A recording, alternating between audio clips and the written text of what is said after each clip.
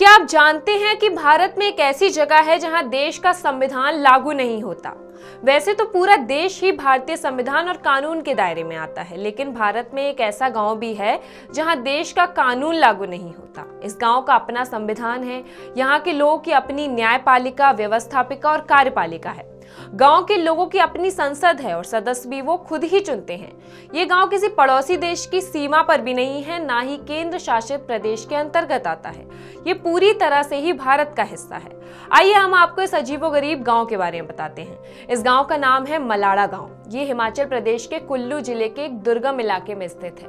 इस गांव की संसद में 2 सदन हैं, ऊपरी सदन और निचली सदन। ऊपरी सदन में 11 सदस्य हैं। इनमें से 3 कारदार, गुरु और पुजारी होते हैं। ये स्थायी सदस्य हैं। बाकी के 8 सदस्यों को ग्रामीण मतदान करके चुनते हैं। सदन के हर घर से एक सदस्य प्रतिनिधि होता है। संसद भवन के तौर पर यहाँ एक चौपाल है जहाँ सारे विवादों को सुलझाया जाता है और यही सारे फैसले होते हैं। इस गांव में और भी कई दिलचस्प बातें हैं।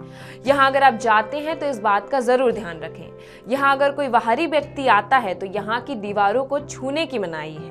कोई भी बाहरी व्यक्ति गांव की दीवार को छू नहीं सकता। दीवार को छूने पर जुर्माना देना पड़ता है। यहाँ तक कि पर्यटकों को भी इस गांव में एंट्री नहीं है।